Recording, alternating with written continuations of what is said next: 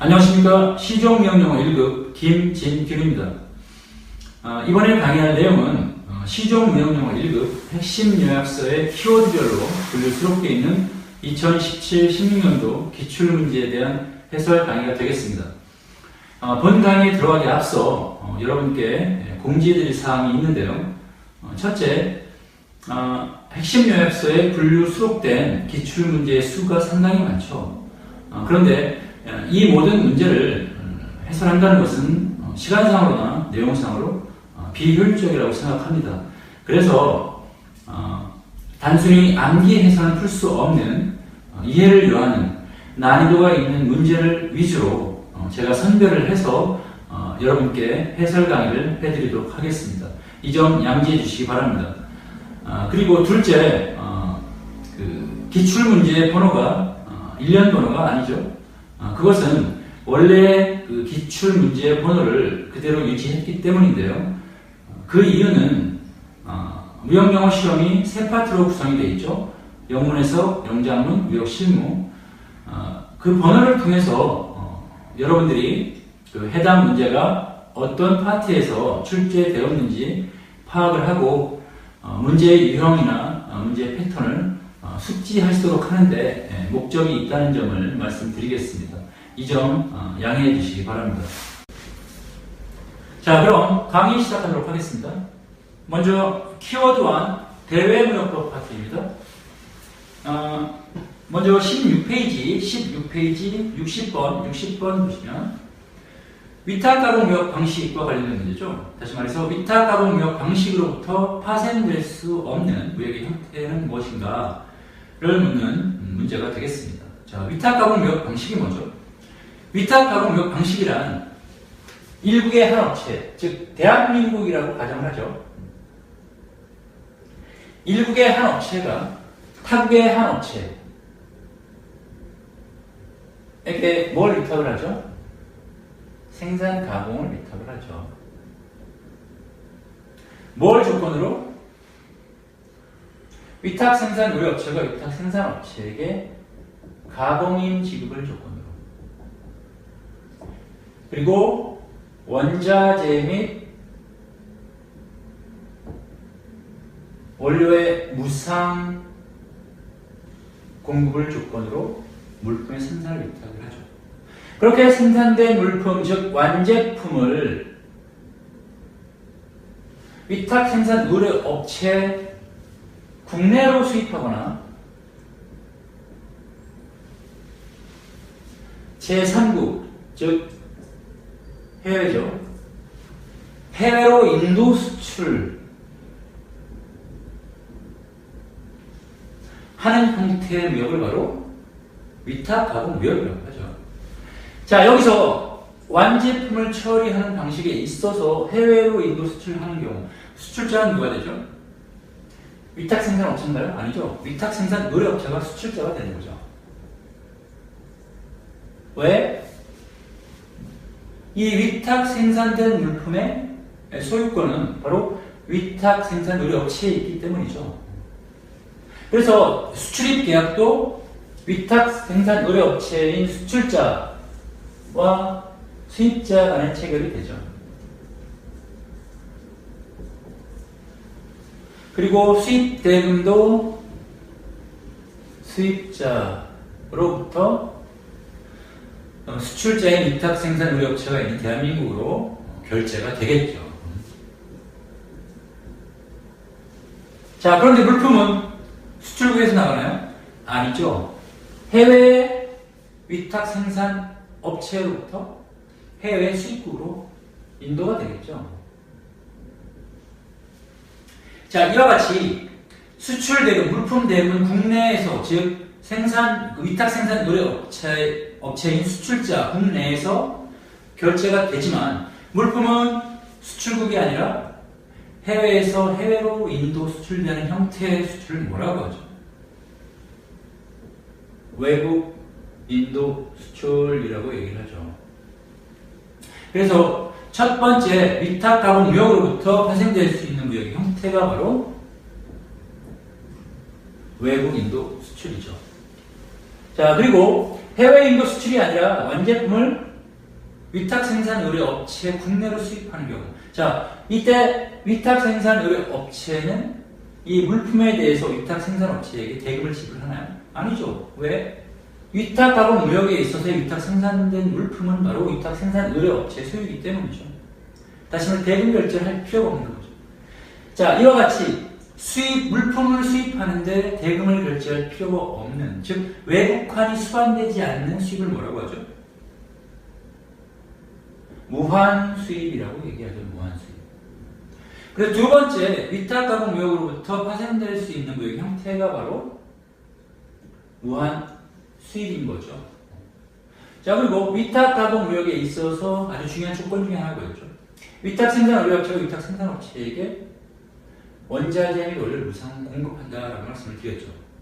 자, 그런데 원자재 및 원료를 공급하는 방법은 두 가지가 있을 수 있죠.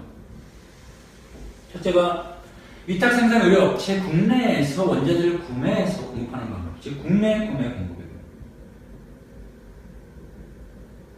자, 두 번째는 위탁 생산 의뢰 업체가 해외에서 원자재를 구매해서 공급하는 방법, 즉 해외 구매 공급이 있을 수 있죠. 자, 국내 구매 공급의 경우 위탁 생산 의뢰 업체가 위탁 생산 업체에게 물품을 공급을 하죠. 원자재를 공급을 하는 거죠. 자, 일국과 일국 간의 거래, 국가 간의 거래, 이게 뭐죠? 수출이죠, 수출. 자, 그런데 뭘 조건으로? 원자재 및 원료의 무상 공급을 조건으로. 따라서 이 위탁 생산 의뢰 업체의 원자재 및 원료 공급에 대해서 위탁 생산 업체는 대금을 지불할 필요가 없는 거죠. 자, 이와 같이 대금을 지급하지 않는 수출, 즉 외국환이 수반되지 않는 수출을 뭐라고 하죠? 무환 수출이라고 얘기하죠. 그리고 세 번째 위탁 가공 무역 방식으로 파생될 수 있는 무역의 형태가 바로 무환 수출이 되겠습니다. 자, 그리고 이 원자재 및 원료를 위탁 생산 의뢰 업체 국내가 아니라 해외에서 구매해서 공급하는 경우, 다시 말해 D국이라고 하죠. 해외 공급처를 D국에서 원자재를 구매하는 경우 국가와 국가 간의 거래죠. 뭐라고 하죠? 구매하니까 수입이 되겠죠. 그리고 수입 대금은 이 수입국인 대한민국의 그 위탁 생산 의뢰 업체로부터 해외 공급국의 공급처에 대금 결제가 이루어지죠. 자, 그런데 물품은 굳이 수입국인 대한민국을 거쳐서 그 최종 목적지인 위탁 생산 업체가 있는 B국으로 물품을 인수 수입하게 하는 것은 비용적 측면에서나 시간적 측면에서 비효율적이죠. 그래서 물품은 해외 공급국에서 해외 위탁 생산 업체가 있는 B국으로 직접 인수 수입하게 하는 형태. 다시 말해서 물품 대금은 수입국에서 지급이 되지만 그 수입 물품은 수입국으로 인수 수입되지 않고 해외 공급국으로부터 해외로 인수 수입되는 형태의 수입, 이걸 뭐라고 하죠? 외국 인수 수입이라고 얘기하죠. 그래서 네 번째, 위탁 가공 무역 방식으로부터 파생될 수 있는 무역 형태가 바로 외국 인수 수입이다 라는 점 확실히 알아두시기 바랍니다. 자, 방금 설명드린 내용을 토대로 문제 한번 풀어보시겠습니다. 자, 보기 보시면 그 2, 3, 4번의 외국 인수 수입, 외국 인도 수출, 무한 수출입은 위탁 가공 무역 방식으로부터 파생될 수 있는 무역의 형태죠. 자, 그런데 일반의 연계 무역은 위탁 가공 무역과는 전혀 관련성이 없죠. 자, 연계 무역이 뭐죠? 연계 무역은 수출과 수입이 연계됐다는 의미죠. 다시 말해서 수출국에서 수입국에 수출한 만큼 그 수입국으로부터 그에 상당하는 수출한 만큼의 물품과 영역을 수입해야 한다는 것을 전제 조건으로 이루어지는 무역의 형태를 연계 무역이라고 하겠습니다. 다시 말해서 수출한 만큼 수입해야 한다는 걸 조건으로 거래가 이루어지는 무역을 바로 연계 무역이라고 하죠. 그래서 연계무역을 물물교환 또는 구상무역 또는 대응구매라고 얘기를 하기도 하죠. 자, 그래서 정답은 1번의 연계무역이다 라고 할 수 있겠습니다. 자, 이번에는 16페이지 64번 보시겠습니다.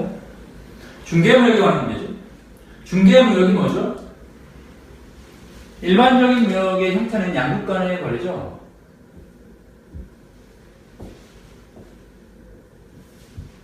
자, 그런데 중개무역은 이 양국 사이에 중개업자가 개입하는 형태의 무역이죠.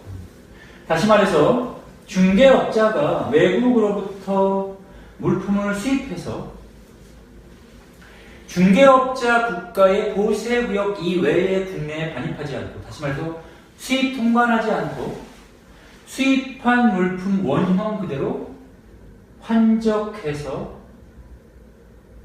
다시 해외에 수출하는 형태의 무역을 바로 중개무역이라고 합니다. 그래서 중개무역의 가장 큰 특징 중에 하나가 바로 수입과 수출이 동시에 일어나는 점이라는 거 알아두시고요. 자, 여기서 A국의 A를 원 수출자,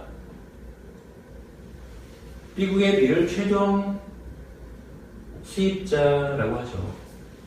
자, 중개무역에 있어서 이 최종 수입자에게 물품을 운송하는 방법은 크게 두 가지로 구별을 할 수 있는데요. 첫째가 원 수출자가 최종 수입자에게 직접 운송하는 방식이 하나 있을 수 있고요.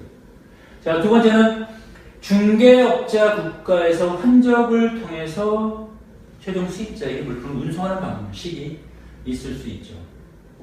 자, 그런데 이 환적, 중개업자 국가에서 환적을 통해서 최종 수입자에게 물품을 운송하는 경우 가장 중요한 목적, 그 이유는 뭘까요? 그것은 최종 수입자와 원 수출자 간의 정보 공유를 막기 위해서죠. 왜? 만약에 최종 수입자가 원 수출자의 정보를 파악하게 되면 굳이 중개업자를 통해서 물품을 거래할 필요가 없죠.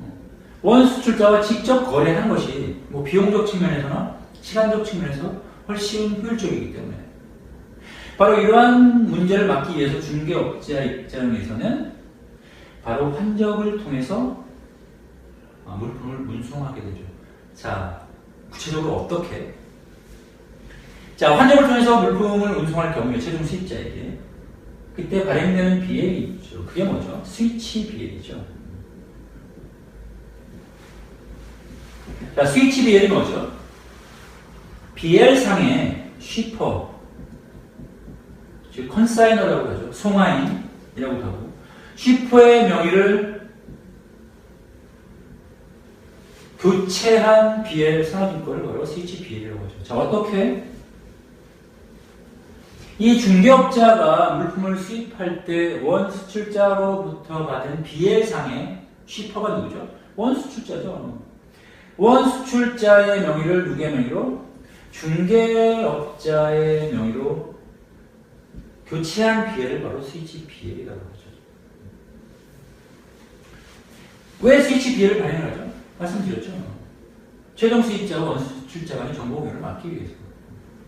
자, 그리고 이 목적을 위해서 또 인보이스와 PL, 즉 패킹 리스트죠. 표상 명세서 상의 명의도 중개업자의 명의를 교체를 하게 되고, 인보이스 상의 가격 역시 원 공급 가격을 최종 수입자에게 노출하면 안 되겠죠. 그래서 그 가격도 교체를 하고, 그리고 가득의 경수를 위해서 인보이스뿐만 아니라 환원상의 명의도 중개업자의 명의로 교체를 하게 되죠. 자, 그런데 이렇게 스위치 비엘을 발행하고 선적 서류상의 명의를 교체하는 가운데에서도 절대 변경해서는 안 되는 사항이 있죠. 뭐죠? 원산지의 경우 변경이 불가하죠. 그리고 이 거래 품목이 쿼터 품목일 경우에 이 쿼터 역시 변경이 불가한 내용이죠. 자, 이 부분도 확실히 알아두셔야 되고요. 자, 그리고 이 환적을 통해서 물품을 운송하는 게 아니라 자, 원수출자가 최종 수입자에게 직접 물품을 운송하는 경우에 발생되는 아주 중요한 문제가 있죠. 그게 뭐죠? 제3자 서류 문제죠. 제3자 서류가 뭐죠? 제3자 서류란 신용장상의 수익자와 선적서류상의 쉬퍼, 즉 송화인이 일치하지 않는 서류를 의미하죠. 자, 일반적인 원칙적인 경우는 어떻죠? 반드시 신용장상의 수익자와 선적서류상의 쉬퍼는 반드시 일치해야 되죠.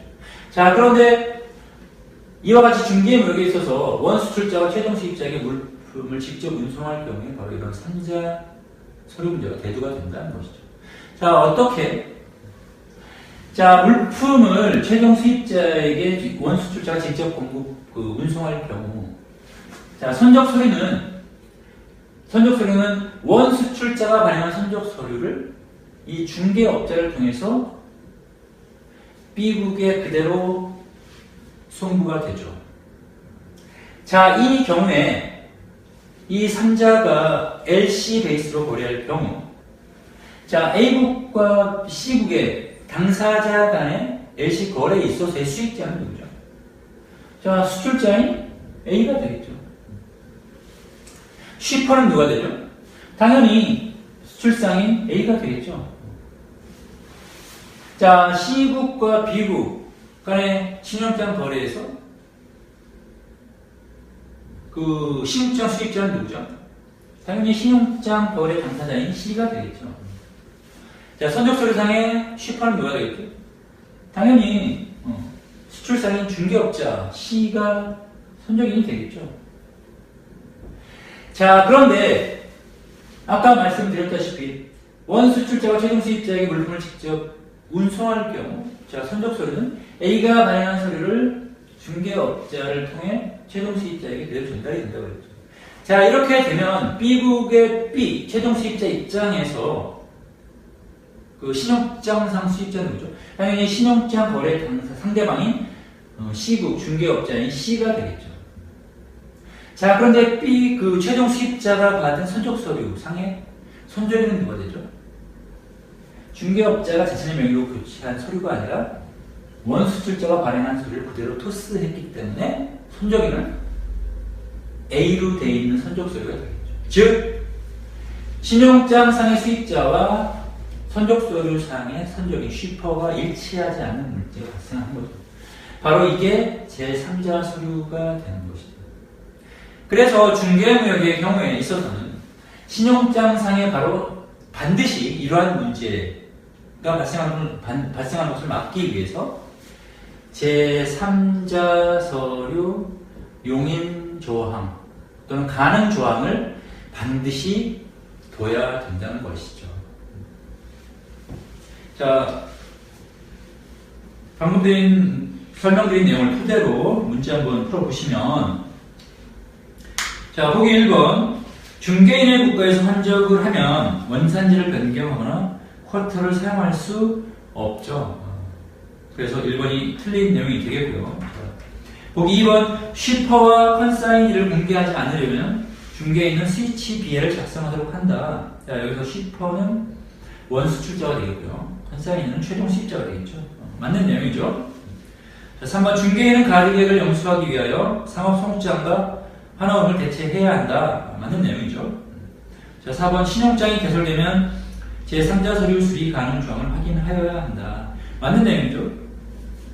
다시 말해서 그 중개무역 거래 시에 제3자 서류 문제가 발생할 수 있고, 그 문제를 미연에 방지하기 위해서는 신용장상에 이 제3자 서류 수리 가능 조항, 용인 조항이 있는지를 반드시 확인해야 한다는 내용이죠. 그래서 틀린 내용은 1번. 그래서 정답은 1번이 되겠습니다. 자, 이번에는 키워드 2 관세법 파트입니다. 자, 28페이지 73번 보시면 이 문제는 관세율 적용 우선 순위에 관한 문제죠. 자, 관세율 적용 우선 순위는 크게 몇 가지로 분되어 있죠? 6가지죠. 즉 6순위까지 있는 거죠. 자, 다음 보기 중에서 가장 우선 적용되는 세율은 1번 덤핑 방지 관세죠. 덤핑 방지 관세는 몇 순위 세율이죠? 제1순위 적용 세율이죠. 자, 제1순위 적용 세율에는 뭐가 있죠? 덤핑 방지 관세, 보복 관세, 상계 관세, 긴급 관세, 특정국 물품 긴급 관세, 그리고 농림축산물 특별 긴급 관세가 있죠. 그래서 덤핑 방지 관세는 제1순위 세율 중에 하나로 가장 우선 적용되는 세율이죠. 자, 이번에 계절 관세는 몇 순위 세율이죠? 조정 관세, 할당 관세와 함께 3순위 세율에 속하죠. 그리고 WTO 일반 양호 관세는 몇 순위 세율이죠? 자, WTO 일반 양호 관세는 협정 관세죠. 자, 협정 관세는 몇 순위 세율이죠? 2순위 세율이죠. 자, 2순위 세율에는 뭐가 있죠? 협정 관세와 그 1순위 세율에 포함되지 못한 그 탄력 관세 중에 국제 협력 관세 그리고 편입 관세가 2순위 세율이죠. 그리고 4번 기본 관세는 가장 후순위 세율이죠. 6순위 세율. 그래서 정답은 1번 덤핑 방지 관세가 되겠습니다. 자, 다음은 28페이지 75번 보시면 이건 관세 납부 방식을 하면 되죠. 관세 납부 방식에는 크게 두 가지가 있죠. 그게 뭐죠? 신고 납부 방식하고 부과 고지 방식이 있죠. 자, 신고 납부 방식은 뭐죠? 납세 의무자 자신이 그 납부할 관세의 과세 표준, 세율, 그리고 납부 세액을 정해서 그 세관장에게 신고함으로써 관세를 납부하는 방식을 바로 그 신고 납부 방식이라고 하죠. 자, 부과 고지 방식은 뭐죠? 그 세관장이 직접 납부할 세액을 정해서 부과 징수하는 방식이죠. 다시 말해서 그 세관장이 직접 과세 표준이나 세율 그리고 납부 세액을 결정을 해서 일정 기간 내에, 즉 납부 기간 내에 그 납부 세액을 납부하라고 납세 의무자에게 고지함으로써 세액을 납부하는 방법을 바로 부과고지 방식이라고 하죠. 그래서 이 문제는 두 가지 방식 중에 신고 납부 방식에 관한 문제입니다. 자, 그래서 보기 보시면 1, 3, 4번은 다 맞는 내용이죠. 자, 2번 보시면 납세 의무자는 수입 신고가 수리된 후에 세관장에게 납부해야 할 관세를 신고하여야 한다. 자, 틀린 내용이죠. 뭐가 틀리죠? 자, 수입 물품의 납세 신고 시기는 수입 신고 수리 후가 아니라 수입 신고 시점, 즉 수입 신고를 하는 때이죠. 자, 그래서 2번이 틀린 내용이 되겠습니다. 자, 다음은 29페이지 68번 보시면 자유무역 협정 관세 적용 시 적용 세율에 관한 설명으로 옳지 않은 것은 자, 자유무역 협정 관세는 협정 관세죠. 협정 관세는 몇 순위 세율이었죠? 2순위 세율이었죠. 2순위 세율. 자, 보기 1번 보시면 덤핑 방지 관세는 일반적으로 적용되는 세율에 더하여 적용된다. 맞는 내용이죠. 자, 그런데 어떤 의미죠? 자, 그 세율은, 즉 관세는 부과 근거에 따라서 크게 두 가지로 구분되는데요. 국정관세와 협정관세로 구분이 되죠. 자, 국정관세는 다시 기본관세, 잠정관세, 탄력관세로 구분이 되죠. 자, 그런데 여기서 국정관세 중에 기본관세, 잠정관세, 그리고 협정관세를 일반관세라고 얘기를 하고요. 이 탄력관세를 보조관세라고 얘기하죠. 자, 이게 무슨 의미냐? 자, 일반관세, 즉 기본관세, 잠정관세, 협정관세는 서로 양립해서 공동으로 적용될 수가 없죠. 즉, 이 세 가지 일반 관세는 이 상호 그 적용 세율의 우선순위에 의해서 한 가지만 적용이 되죠. 자, 그런데 이 탄력 관세는 이 세 가지 세율 중 적용되는 세율에 더해서 적용될 수 있는 관세, 세율이 되는 거죠. 자, 그러는 의미에서 바로 보조 관세라고 얘기하는 거죠. 다시 말해서 예컨대 트랙터를 수입하는데 자, 기본 관세가 10%, 협정 관세가 5%, 탄력 관세 중에 하나인 덤핑 방지 관세가 50% 적용된다고 봤을 때 최종 적용 세율은 얼마죠? 자, 기본 관세, 협정 관세는 일반 관세이기 때문에 둘 중에 그 우선순위가 앞선 관세가 적용이 되겠죠. 공동으로 적용되지 못하고. 그래서 기본 관세, 협정 관세 중에 우선순위가 높은 건 바로 협정 관세죠. 그래서 협정 관세와 덤핑 방지 관세는 탄력 관세죠. 탄력 관세는 보조 관세로서 이 일반 관세에 더해서 적용될 수 있다고 그랬죠. 그래서 최종 적용 수익은 바로 두 가지를 합한 55%가 되는 거죠. 자, 1번의 의미는 바로 그런 의미가 되겠습니다. 이해하시고요. 자, 2번 맞는 내용이죠. 그리고 3번 농림축산물에 대한 특별 긴급 관세는 당연하죠. 1순위 세율이기 때문에 관세율의 높낮이에 상관없이 무조건 최우선 적용되죠. 그리고 4번 보시면 자유무역 협정 관세율이 3개 관세율보다 높은 경우에 하나요. 자유무역 협정 관세율을 적용한다. 자, 자유무역 협정 관세율은 협정 관세로서 2순위 세율이죠. 자, 그럼 3개의 관세율은 몇 순위 세율이죠? 자, 1순위 세율이죠. 자, 1순위 세율은 세율의 높낮이와 관계없이 항상 최우선 순위로 적용이 되죠. 그래서 자유무역 협정 관세율이 3개 관세율보다 높다 할지라도 자유무역 협정 관세율이 우선 적용될 수는 없죠. 그래서 틀린 내용은 4번이 되겠고요. 정답은 4번이 되겠습니다. 키워드 3 통관 파트입니다. 먼저 34페이지 57번 보시면 57번 관세법상 수입 신고 시기에 관한 문제죠. 자, 우리나라 관세법상 수입 신고는 크게 네 가지로 구분이 되어 있죠.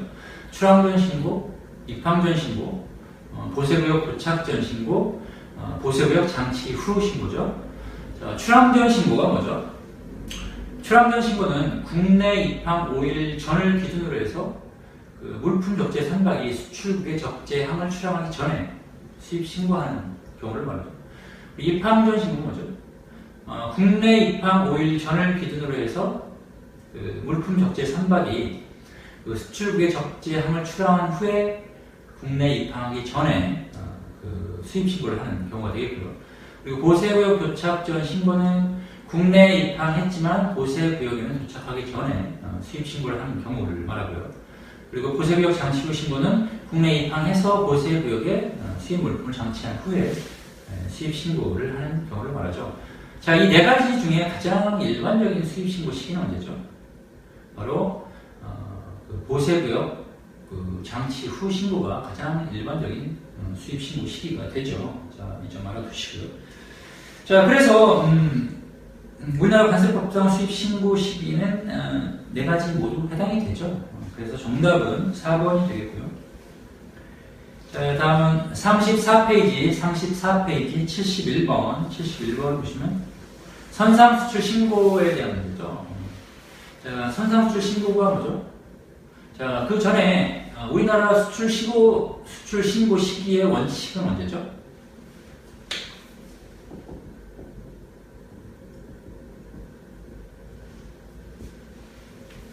물품 적재 전이죠. 우리나라 수출 신고 시기의 원칙은 물품 적재 전에 해당 물품 장치 소재지의 세관장에게 수출 신고하는 게 원칙이죠. 자, 그런데 이러한 원칙에 예외가 적용되는 경우가 있죠. 네 가지가 있는데요. 첫째가 선상 수출 신고, 두 번째가 출항 후 최초 세관 근무 시간까지 수출 신고, 세 번째가 현지 수출 어패류 수출 신고, 네 번째가 잠정 수량 신고 또는 잠정 가격 신고 대상 물품의 수출 신고. 이 네 가지의 경우는 특수 형태의 수출로 간주를 해서 이 수출 신고 시기 원칙에 예외를 적용하죠. 언제로? 물품 적재 전이 아니라 물품 적재 후 그 수출 신고를 허용하는 것으로 예외를 인정을 하는 경우죠. 바로 이 특수 형태 수출 중에 바로 한 가지 선상 수출 신고에 대한 문제가 이번 문제가 되겠습니다. 자, 그래서 보기 보시면, 자, 보기 1번의 경우 선상 수출 신고 대상 물품이 되죠. 자, 2번도 선상 수출 신고 대상 물품이 되고요. 그리고 4번도 마찬가지죠. 자, 그런데 3번 보시면 자동차 운반 전용 선박이 적재하여 수출하는 중고 자동차는 선상 수출 신고 대상 물품이 아니죠. 자, 중고 자동차가 아니라 자동차 운반 전용 선박이 적재하여 수출하는 신품 자동차가 선상 수출 신고 대상이 되죠. 그래서 자, 틀린 답은 3번이 되겠습니다. 그래서 정답은 3번이고요. 자, 다음은 36페이지 72번 보시면 관세법상 관세 통관에 관한 설명으로 옳지 않은 것은, 자, 보기 1번, 2번, 3번의 내용은 자, 모두 맞는 내용이죠. 자, 보기 4번 보시면 수입 신고 후 납세 의무자가 신고 납부한 세액이 부족한 것을 알았을 경우에는 보정 신고를 할 수 있으며, 신고 납부한 세액이 과다한 것을 아는 경우 수정 신고를 할 수 있다. 틀린 내용이죠. 뭐가 틀리죠? 자, 신고 납부 세액이 부족한 것을 알았을 경우는 보정 신고를 할 수 있다가 맞지만, 신고 납부 세액이 과다한 것을 아는 경우에는 수정 신고가 아니라 경정 청구를 해야 되죠. 자, 이건 무슨 내용이죠? 세액 변경에 대한 문제죠. 세액 변경에 대한 내용. 다시 말해서 납세 신고 세액이나 납부한 세액이 부족하거나 또는 과다한 것을 안 경우에 납세 의무자가 세액 변경을 하는 방법의 문제인 거죠. 자, 관세법상 세액 변경 방식에는 크게 네 가지가 있죠. 네 가지. 먼저 정정신고, 보정신고, 수정신고, 그리고 경정청구가 있죠. 자, 먼저 정정신고의 시기는 언제죠? 정정신고?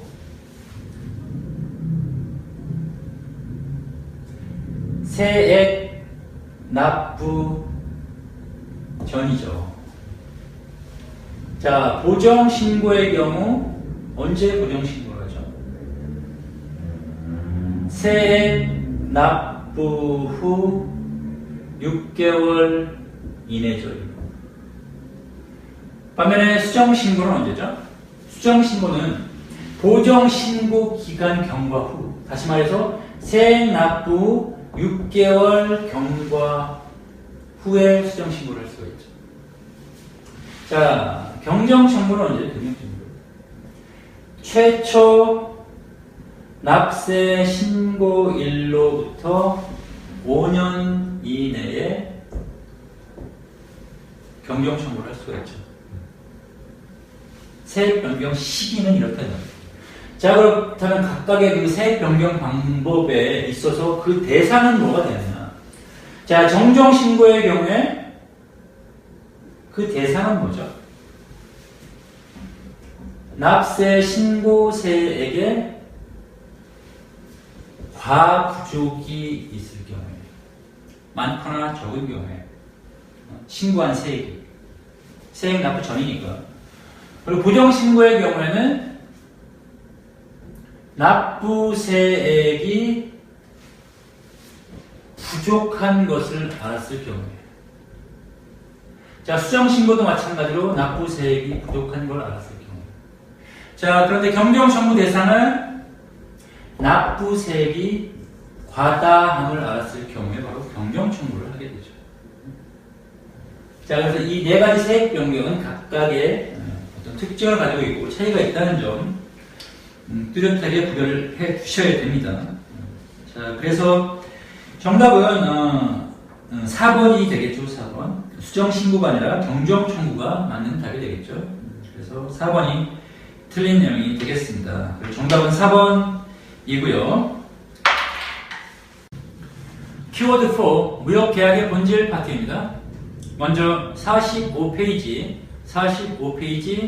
35번 보시면 주어진 지문의 밑줄 친 부분이 의미하는 것은 무엇인가를 묻는 질문이죠. 자, 지문 보시면 Underlying transaction is a deal between the account party and beneficiary of a letter of credit. 자, 기초에 깔린 거래, 즉 기본 거래란 account party 누구죠? 신용장 대금 지급인, 즉 수입상이죠. 수입상과 beneficiary 수입자, 수출상을 의미하죠. 수출상 간 거래를 의미한다. An LC is said to be independent of the underlying transaction. 그런데 그 신용장은 그 기본 거래와는 독립된 별개의 것이다. 자, 여기서 underlying transaction, 기본 거래는 뭘 의미하죠? 수출상과 수입상 간의 거래, 즉 수출상과 수입상 간의 계약은 물품 매매 계약이겠죠. 즉 sales contract가 되겠죠. 그래서 지문의 내용은 이 매매 계약은 이 신용장 계약과는 완전히 독립된 상호 별개의 계약이다라는 의미가 되겠죠. 뭘 의미하죠? 신용장 거래의 특성 중에 신용장 독립성의 원칙을 의미하는 것이죠. 자, 신용장 독립성의 원칙이 뭐죠? 자, 신용장은 일단 이 수출상과 수입상 간의 매매 계약에 근거해서 개설이 되지만 일단 신용장이 개설되고 난 후에는 이 근거가 됐던 매매 계약과는 완전히 상관없이 독립적으로 이 신용장 당사자들이 오직 신용장 조건에 의해서만 행동한다라는 원칙을 의미하는 거죠. 그래서 이 지문은 바로 이 신용장 거래 특성 중에 신용장 독립성의 원칙에 관한 내용이 되겠습니다. 자, 그리고 함께 알아둬야 될 것이, 자, 신용장 거래의 특성은 독립성 말고 또 있죠. 뭐죠? 추상성, 엄밀일치성, 신용장의 한계성, 이렇게 네 가지가 있죠. 자, 이것도 함께 알아두셔야 되고요. 자, 그래서 정답은 1번 Sales Contract, 매매 계약이 되겠습니다. 자, 다음은 48페이지 24번 보시면 아래 지문에 주어진 조항은 어떤 조항인가를 묻는 질문이죠. 자, 지문 해석해 보시면 본 조항을 취소하거나 물품 인수를 거절할 경우 매도인은 상표, 디자인, 특허, 저작권, 발명, 저작권 등과 상관없이 물품을 재판매하거나 물품을 제3자에게 처분할 권리를 갖게 된다. 이에 매수인은 그러한 처분에 대해 어떤 의의도 제기할 수 없다. 어떤 조항에 대한 내용이죠? 전매 조항에 대한 내용이죠. Product Release Clause. 자, 전매 조항이 뭐죠? 자, 전매 조항이라는 것은 이 물품은 이미 수입국에 도착했는데 이 수입상이 부당하게 고의로 물품 인수를 거절할 경우에 매도인은 현지에서의 저작권이나 상표권 분쟁 발생 여부와 상관없이 그 해당 물품을 현지의 제3자에게 전매할 수 있는, 즉 판매 처분할 수 있는 권리를 갖게 된다라는 내용의 조항이죠. 다시 말해서 전매 조항은 그 매수인의 부당한 고의적인 그 물품 인수 거절에 대해서 그 매도인의 권리를 구제하기 위한 수단을 그 적시한 그런 내용이라고 볼 수 있겠습니다. 그래서 정답은 4번 Product Release Clause, 전매 조항이 되겠고요. 자, 다음은 48페이지 44번 보시면, 자, 괄호 안에 들어갈 말로 적당하지 않은 것을 고르는 문제죠. 자, 먼저 보기 1번 보시면 Implied trade contract is concluded by means of acceptance based on 괄호, 자, 괄호의 conduct, 즉 행동이라는 말이 들어간답니다. 맞나요? 네, 맞죠? 자, 해석해 보시면 묵시적 거래 계약은 행위에 의거한 승낙에 의해 이루어진다. 자, 여기서 묵시적 거래 계약은 뭘 의미하죠? 계약 성립 요건, 즉 계약을 성립 체결시키는 방법 중에 의사 실현에 대한 내용이죠. 의사 실현. 자, 계약의 성립 요건, 즉 계약을 성립 체결시키는 방법에는 크게 세 가지가 있죠. 첫째가 뭐죠? 승낙이죠. 자, 두 번째가 의사 실현이고요. 세 번째가 매매 계약 체결이죠. 자, 승낙은 뭐죠? 청약자의 청약에 대해서 피청약자가 무조건적 절대적 승낙을 하게 되면 매매 계약이 성립하게 된다는 거죠. 자, 예컨대 매도인의 매도 청약에 대해 매수인이 승낙을 하게 되면 매매 계약이 체결되죠. 그리고 매수인의 주문 청약에 대해서 매도인이 승낙을 하게 되면 매매 계약이 역시 체결이 되고요.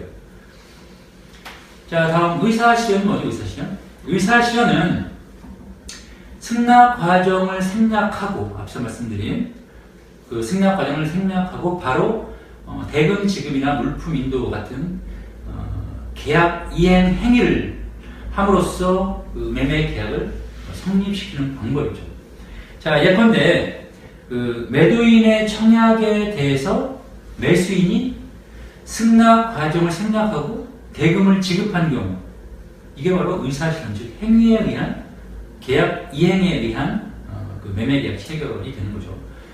그리고 또 다른 예로는 그 매수인의 주문 청약에 대해서 매도인이 승낙 과정 없이 승낙 과정을 생략하고 그 물품을 선적 인도했을 경우, 이 경우가 바로 그 어떤 행위, 행동에 의한, 즉 의사 실현에 의한 그 매매 계약 체결이라고 볼 수 있는 것이죠.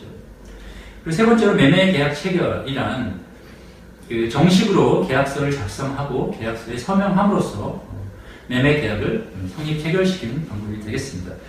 그래서 이 세 가지 계약 성립 요건 중에 1번의 지문이 의미하는 것은 바로 의사 실현에 의한 매매 계약 성립에 대한 내용이 되겠다라는 점 알아두시고요.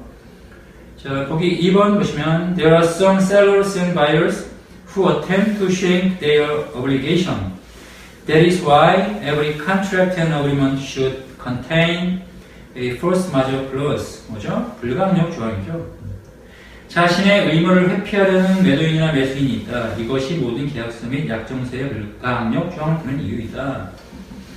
맞는 내용이죠. 자, 무슨 의미냐면 그 계약서의 불가항력 조항을 등으로 해서 불가항력 조항에 명시된 불가항력 사유 이외의 사유로 계약을 위반하는 경우는 그 계약 위반 당사자를 처벌하겠다, 이런 의미가 되는 거죠. 자, 3번 In consideration of mutual garu and promises herein set forth, it is agreed as follows. 자, 가로 안에 covenant, 즉 계약 조항, 이런 말이 들어간답니다. 맞는 내용이죠.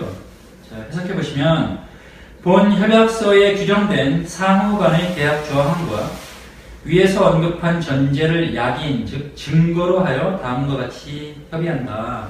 자, 어떤 조항이죠? 이건 약인 조항의 내용이죠. 약인 조항. 자, 약인 조항은 본 계약서가 그 계약 당사자 간의 약속, 어떤 그 증거에 의해서 작성이 됐다라는 것을 내용으로 하는 조항인데요.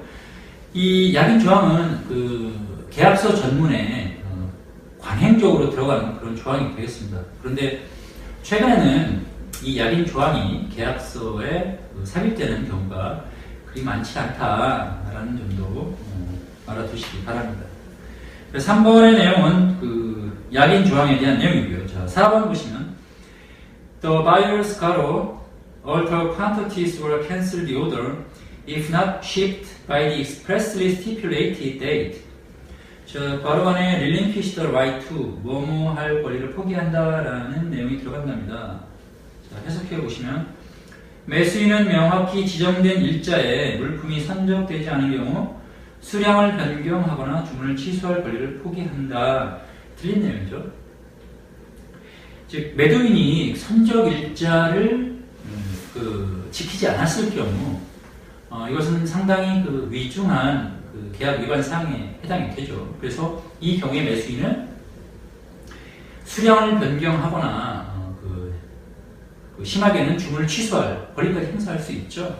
그래서 그 괄호 안에 relinquish the right to는 don't need to relinquish the right to, 뭐말 권리를 포기해서는 안 된다라는 말이나 또는 exercise the right, 그 권리를 행사해야 한다라는 말로 바뀌어야 맞는 내용이 되겠죠. 그래서 정답은 4번이 되겠습니다.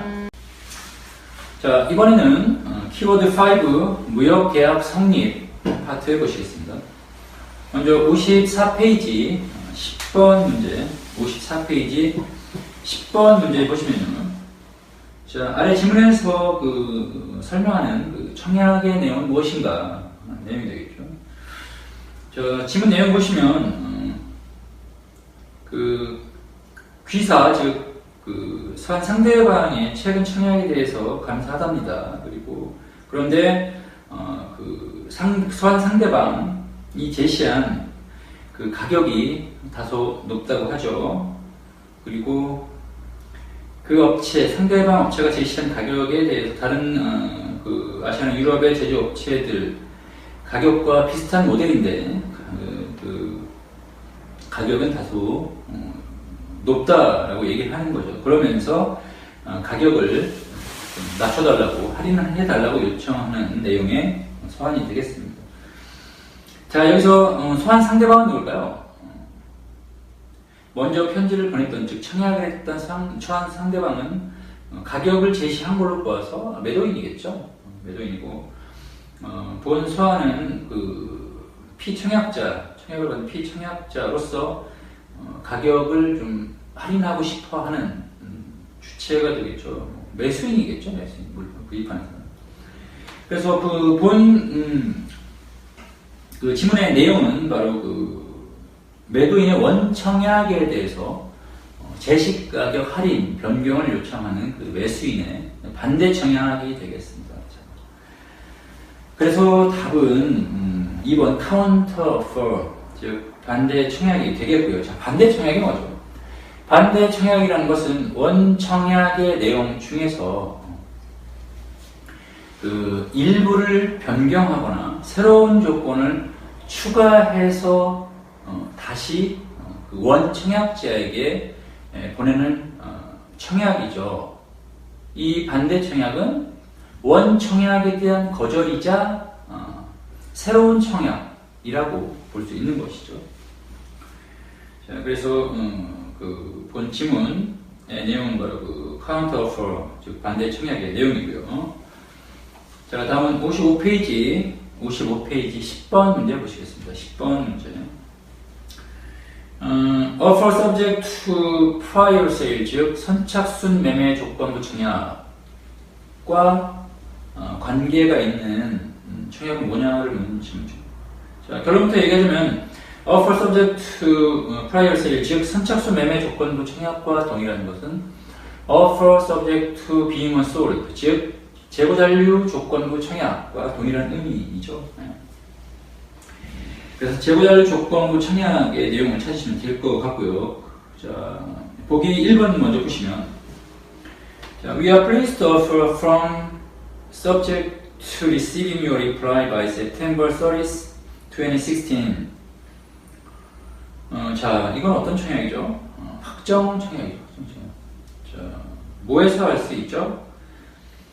자, 그 청약의 내용 중에 firm, FIRM이라는 firm이라는 용어가 들어가면 이건 확정 청약이죠. 자, 그렇다면 일반의 보기에서처럼 firm이 만약에 빠진다면 이건 확정 청약이 안 될까요? 확정 청약이죠. 그래도. 자, 뭘 보고? 청약의 유효 기간이 지정되어 있으면 바로 확정 청약이죠.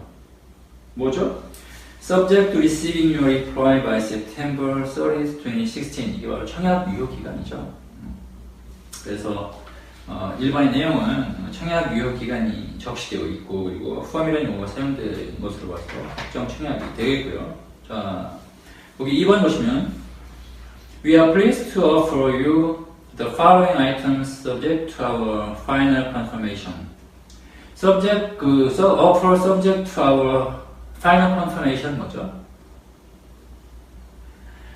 최종 확인 조건부 청약이죠.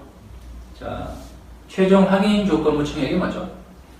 자, 일반적으로 계약 성립은 청약자의 청약에 대해서 피청약자가 무조건적으로 어떤 조건의 변경 없이 절대적으로 승낙을 하게 되면 계약이 성립하게 되죠. 자, 그런데 확인 조건부 청약 같은 경우는 그 피청약자가 청약자의 청약에 대해서 무조건적이고 절대적인 승낙을 할지라도 최종적으로는 청약자의 최종 확인이 있어야 계약 성립이 이루어지는 그런 조건부 청약, 바로 그것이 확인 조건부 청약이죠. 그래서 확인 조건부 청약 같은 경우는 그 형식상으로는 청약 같지만은 본질은 청약이 아니라 청약의 유인이라고 얘기를 하죠. 좀 알아두시고요. 3번 보시면 We have the pleasure in offering you the following items subject to being unsold. 재고 잔류를 조건으로 다음 품목을 기사에 청약한다. 자, 뭐죠? 재고 잔류 조건부 청약이죠. Offer subject to being unsold. 자, 재고 잔류 조건부 청약이 바로 앞서 말씀드린 선착순 매매 조건부 청약과 동일한 의미라고 말씀을 드렸죠. 그래서 답은 3번이 되겠고요. 자, 4번 무기 한번 보시면 4번의 내용도 확정 청약이죠. 왜 확정 청약이죠? 아까 말씀드렸다시피 그 청약 내용 중에 청약 유효 기간이 설정되어 있는 경우는 바로 그 청약은 확정 청약이라고 할 수 있겠습니다. 그래서 여기서도 subject to receiving your reply by September 30th, 2016 이라는 그 청약 유효 기간이 설정되어 있기 때문에 확정 청약이라고 간주할 수 있겠습니다. 자, 그래서 답은 바로 3번이 되겠습니다.